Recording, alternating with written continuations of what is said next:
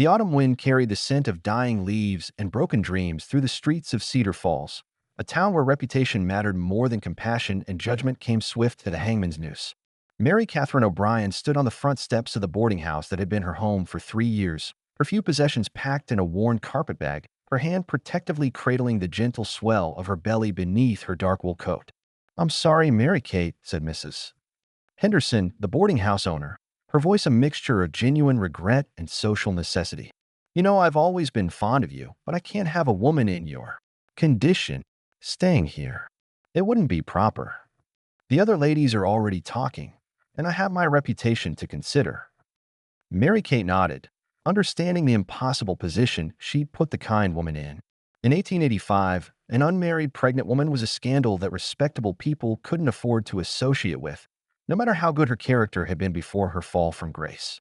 "I understand, Mrs. Henderson," Mary Kate replied, her Irish accent soft but clear. "You've been more than fair to me. Thank you for giving me these 2 weeks to find somewhere else." But they both knew that 2 weeks in a town like Cedar Falls had been woefully inadequate. Mary Kate had tried every boarding house, every hotel, even approached families about domestic work. The moment they saw her condition, doors closed with the finality of tombstones. "Where will you go?" Mrs. Henderson asked, genuine worry creasing her weathered face. "I'll figure something out," Mary Kate said with more confidence than she felt. "I always do." The truth was, she exhausted every option in Cedar Falls. Her family back in Boston had disowned her when they learned her pregnancy. Her father's letter had been brief and brutal. "You brought shame on the O'Brien name. Don't come home." The father of her child, Jonathan Blackwood, had been even more direct in his rejection when she told him the news 3 months ago. "It's not my responsibility," he'd said coldly, his handsome face showing no trace of the man who had whispered sweet promises during their secret courtship. "You knew what you were doing. Find some fool to marry you and pass the baby off as his." Jonathan was the son of the wealthiest family in 3 counties, engaged to be married to a senator's daughter from back east. A poor Irish seamstress's claims of love and fatherhood were inconvenient truths he could afford to ignore. Now 6 months pregnant and with nowhere to go, Mary Kate walked slowly through the town that had once felt like home.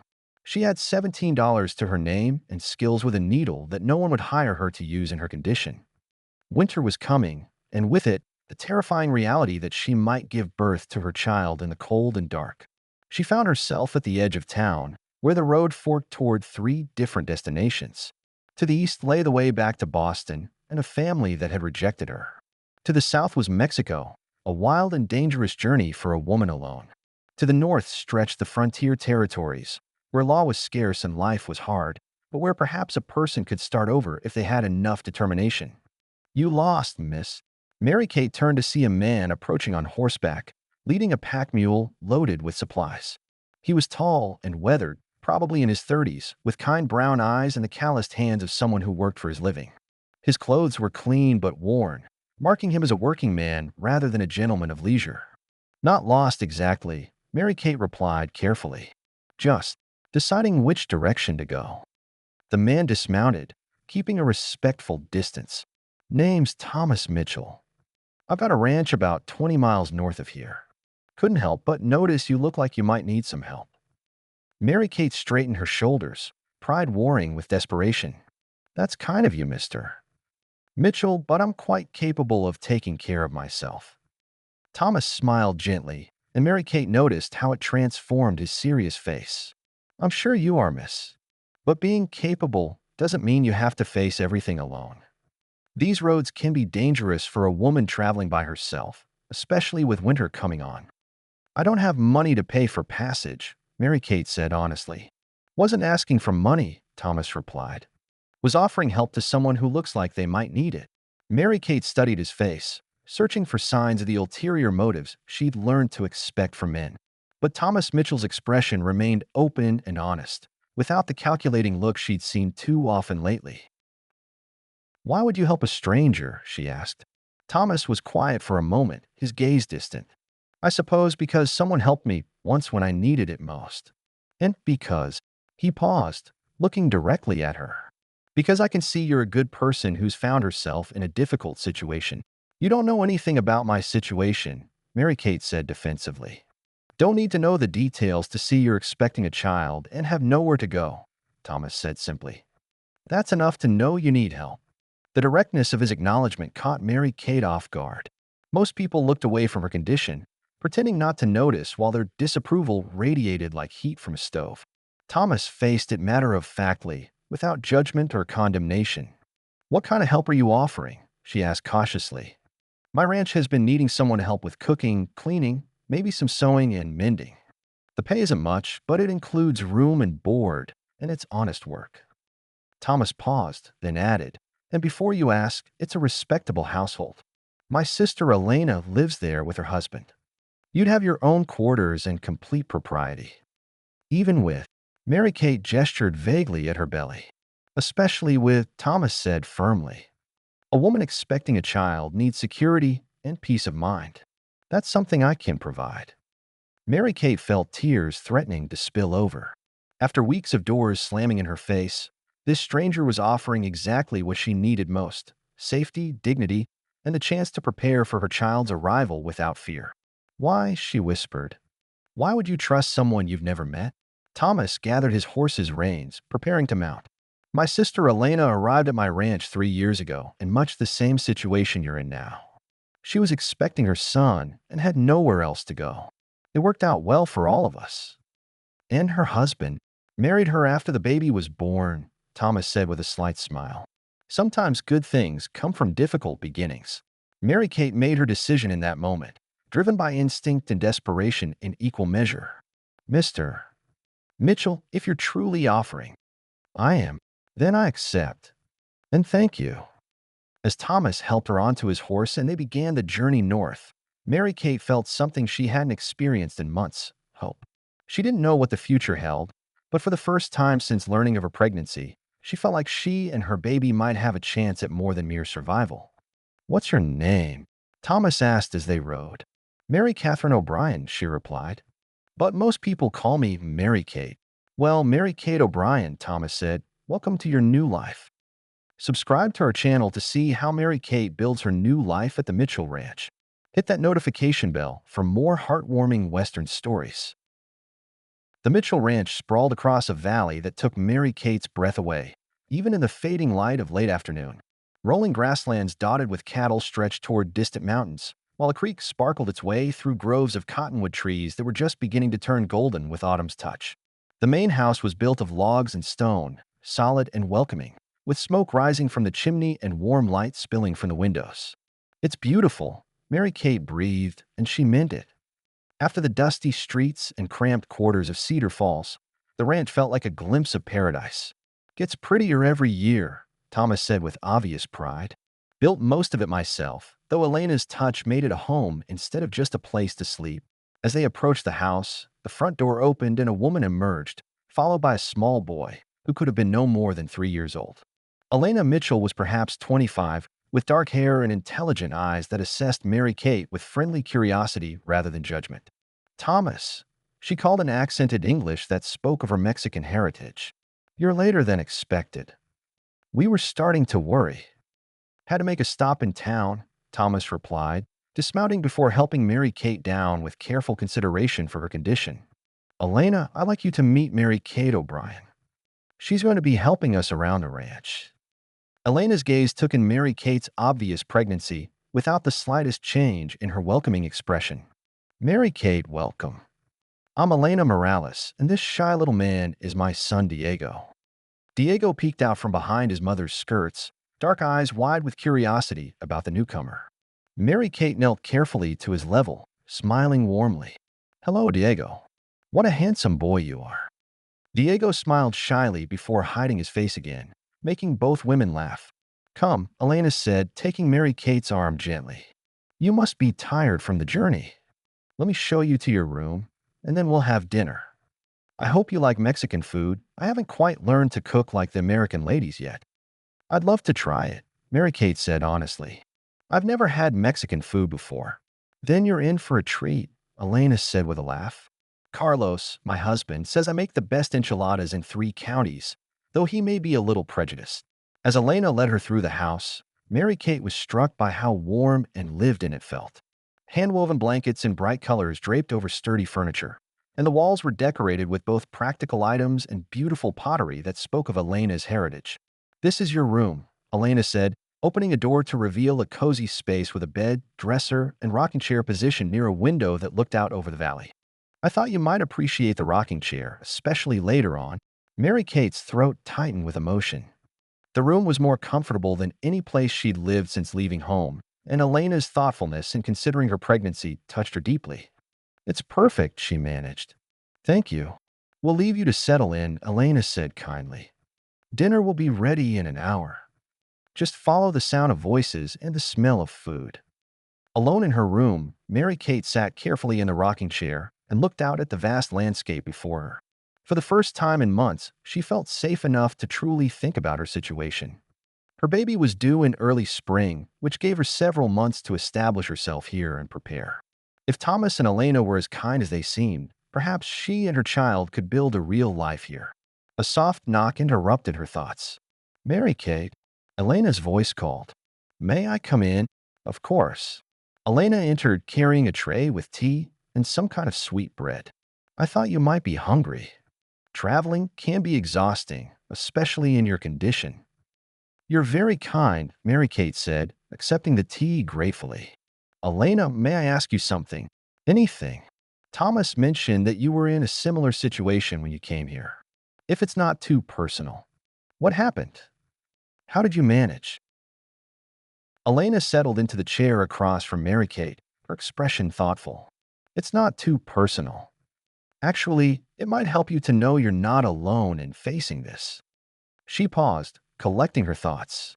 "I was barely 18 when I met Diego's father. He was a charming man, a traveling merchant who promised me the world and then disappeared when I told him about the baby." "How did you end up here?" "My family disowned me, much as I suspect yours did. I wandered for weeks, taking work where I could find it, but it became impossible as I got further along. I was desperate when I met Thomas in the town of San Miguel.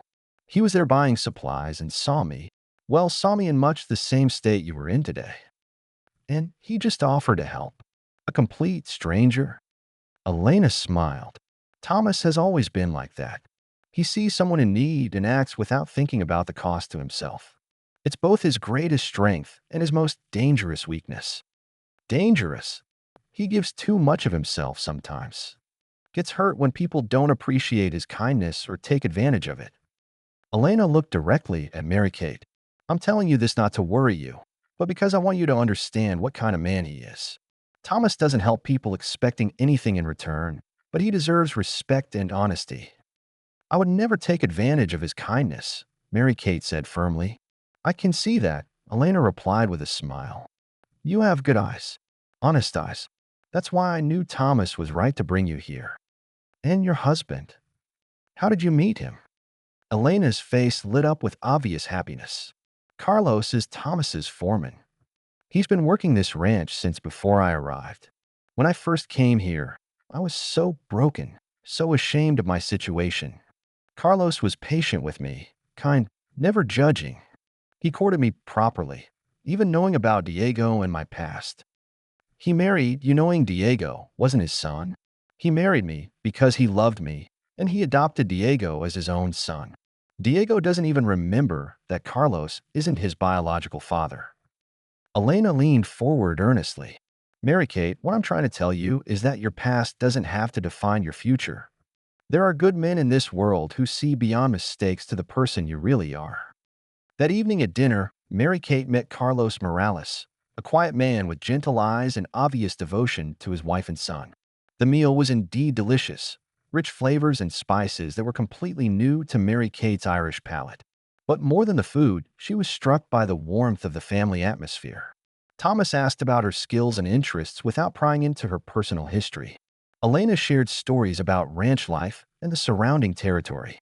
Carlos spoke little but smiled often, especially when watching his wife and son. Diego chattered away in a mixture of English and Spanish that everyone seemed to understand perfectly. "Mary Kate," Thomas said as they finished the meal, "I want to be clear about your position here. You're not a servant or a hired hand. You're part of this household now, and you'll be treated as such. Your responsibilities will be whatever you're comfortable with, especially as your pregnancy progresses. That's very generous, but I want to earn my keep, Mary Kate replied. I'm good with a needle. I can do mending, alterations, even make new clothes if you have fabric. I can cook, though I'll need Elena to teach me about different foods. And I can help with general housekeeping. We'll work it out as we go, Thomas said easily. The important thing is that you and your baby are healthy and safe. Later that night, as Mary Kate lay in her comfortable bed, listening to the sound of the ranch settling down for the night, she allowed herself to truly hope for the first time in months. She had found safety, kindness, and the possibility of a future for herself and her child.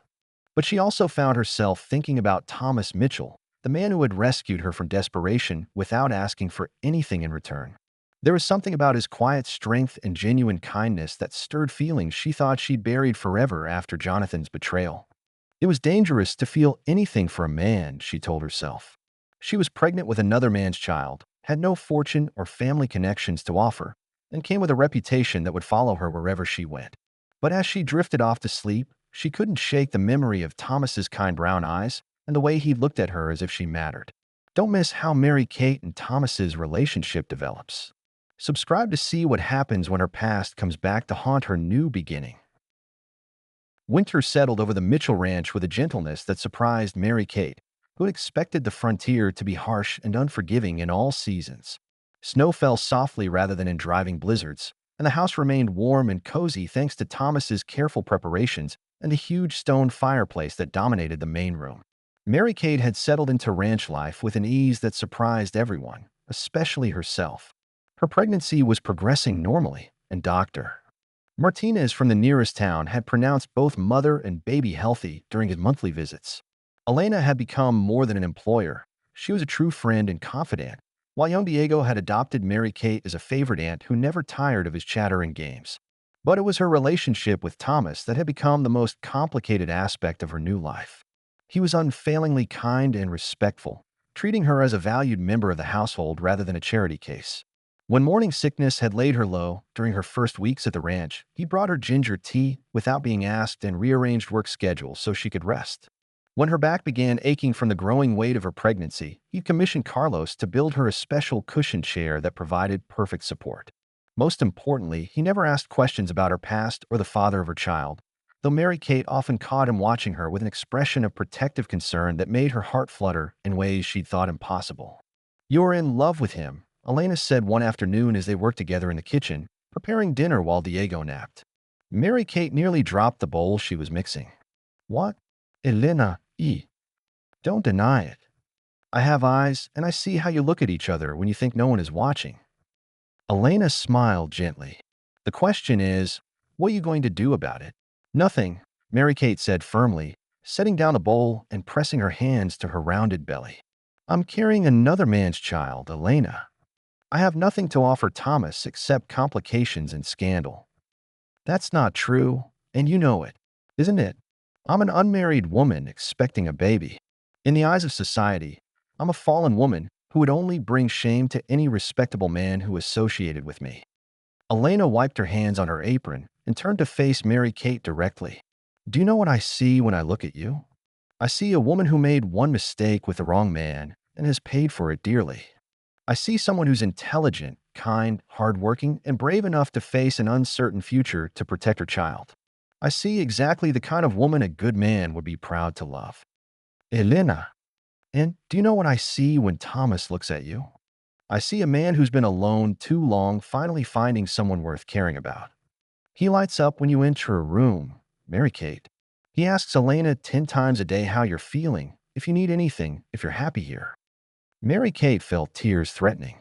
"It doesn't matter how we feel. The situation is impossible." "Why?" "Because some people might disapprove.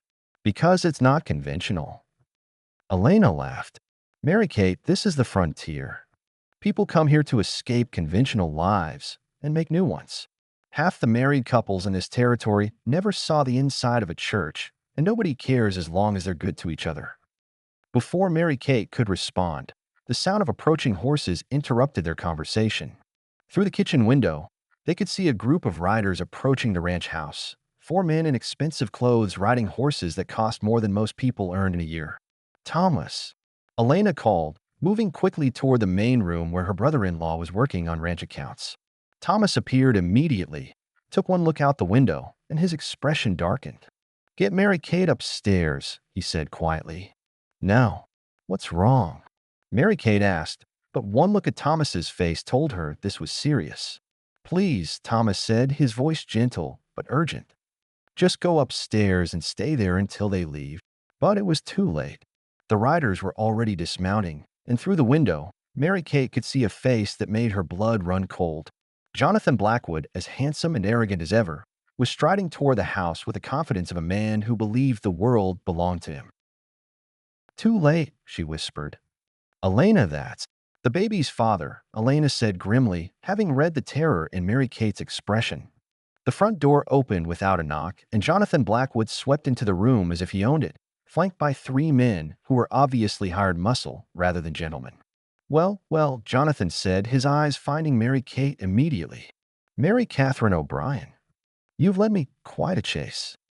Thomas stepped protectively in front of Mary Kate, his hand resting casually on his gun belt. "This is private property. State your business or leave." Jonathan laughed, a sound devoid of warmth or humor. "My business is with Miss O'Brien. She's stolen something that belongs to me." "I've stolen nothing," Mary Kate said, finding her voice despite her fear. "I left Cedar Falls of my own free will." "You left carrying my child," Jonathan said coldly. "That makes you a thief." "Your child." Thomas's voice was deadly quiet. "Funny way of putting it, considering you abandoned both mother and baby months ago." Jonathan's expression hardened as he took in Thomas's protective stance and obvious familiarity with the situation. "And you are?" "Thomas Mitchell. This is my ranch, and Miss O'Brien is under my protection." "Protection?" Jonathan smiled unpleasantly. "How noble. I wonder what your neighbors would say if they knew you were harboring another man's whore." The words had barely left Jonathan's mouth when Thomas's fist connected with his jaw, sending the younger man stumbling backward. Jonathan's companions reached for their weapons, but found themselves facing Thomas's Colt, which had appeared in his hand with professional speed. "The next man who draws a gun dies," Thomas said calmly. "And the next man who insults Miss O'Brien under my roof gets thrown off my land." Jonathan wiped blood from his split lip, his eyes blazing with fury and humiliation. "You have no idea who you're dealing with, Mitchell. My father owns half this territory. I could have you run out of here with a word." "Your father's money doesn't scare me," Thomas replied. "And neither do you." "Perhaps it should," Jonathan said, his voice taking on a more dangerous tone. "I came here offering to be reasonable. Miss O'Brien ran away carrying my child, and I'm prepared to take responsibility for my obligations." "What obligations?" Mary Kate demanded, her fear giving way to anger. "You told me to find some fool to marry me and pass the baby off as his. You made it clear you wanted nothing to do with me or this child." "That was before I learned you'd run off to play house with another man," Jonathan replied. "My reputation is at stake now. People are talking, asking questions about the O'Brien girl who disappeared. I can't have stories spreading about abandoned bastards and irresponsible behavior." "So this isn't about the baby," Thomas said grimly. "It's about your political ambitions." Jonathan shrugged. "I'm planning to run for territorial representative next year. Can't have scandals floating around. So here's what's going to happen. Miss O'Brien is going to come back to Cedar Falls with me. We're going to have a quiet wedding, and this whole unpleasant business will be forgotten." "And if I refuse?" Mary Kate asked. "Then I'll make sure everyone in this territory knows exactly what kind of woman you are and what kind of man is harboring you. I'll ruin both of you." Elena stepped forward, her face flushed with anger. "Get out of our house. Get out now before I forget I'm a lady." Jonathan laughed. "The Mexican whore is giving me orders? How amusing. I suppose birds of a feather do flock together." This time it was Carlos who moved, appearing in the doorway with a rifle in his hands and murder in his eyes. "Apologize to my wife, or I'll kill you where you stand." The tension in the room was explosive, with weapons drawn and tempers at the breaking point. Mary Kate realized that good people were about to be hurt or killed because of her past, and she couldn't allow that to happen. "Stop," she said quietly, then louder, "Stop. All of you, just stop." She stepped around Thomas, ignoring his attempt to keep her protected behind him. "Jonathan, I'll make you a deal." "Mary-Kate, no," Thomas said urgently. "Give me 24 hours to think about your proposal," she continued, her voice steady despite her racing heart. "Tomorrow at noon, I'll give you my answer. If you don't like what I have to say, you can do your worst. But tonight, you leave this house and these people alone." Jonathan considered her offer, clearly sensing victory. 24 hours. "But I want your word that you won't run." "You have it. And I want the child, regardless of your decision. That baby is a Blackwood, and it will be raised as such." The words hit Mary-Kate like a physical blow. Jonathan wasn't offering marriage out of love or even responsibility. He was planning to take her child away from her. "The hell you will," Thomas said flatly. "We'll see about that," Jonathan replied. He turned toward the door, then paused. "Oh, and Mitchell, if Miss O'Brien isn't here tomorrow at noon, I'll assume you've helped her run again. And I'll make sure you pay the price for interfering in my family's business." After the unwelcome visitors left, the house fell into heavy silence. Mary-Kate sank into a chair, her hands protectively cradling her belly as the full reality of her situation crashed over her. "We have to get you away from here," Thomas said immediately. "Tonight. I know places in the mountains where—" "No." Mary-Kate's voice was firm. "I won't run again. I won't let you and your family suffer because of my problems." "Mary-Kate," Elena said gently, "he can't force you to marry him. There are laws." "Are there?" Mary-Kate laughed bitterly. "His family has money and political connections. I'm an unmarried pregnant woman with no family to protect me. Who do you think the law will support?" Thomas knelt beside her chair, taking her hands in his. "There's another option." "What?" "Marry me." The words hung in the air like smoke from a gunshot. Elena gasped, Carlos muttered something in Spanish, and Mary-Kate stared at Thomas as if he'd lost his mind. "Thomas, you can't be serious." "I'm completely serious. If you're married to me, Jonathan has no legal claim on you or the baby. We could have the ceremony tonight. Father Miguel could perform it. By tomorrow noon, you'd be Mrs. Thomas Mitchell, and there wouldn't be anything Jonathan Blackwood could do about it." "But that's not fair to you," Mary-Kate whispered. "You'd be tied to a woman you barely know, raising another man's child, facing social censure." "Mary-Kate," Thomas interrupted gently, "don't you understand? I'm not offering this as a sacrifice. I'm offering it because I love you." The simple declaration broke through all of Mary-Kate's carefully constructed defenses. Tears spilled over as she looked into his honest brown eyes and saw nothing but truth and devotion. "You can't love me," she whispered. "You don't know what I've done, the mistakes I've made. I know that you're brave enough to face an uncertain future to protect your child. I know that you're kind to children and respectful to everyone you meet.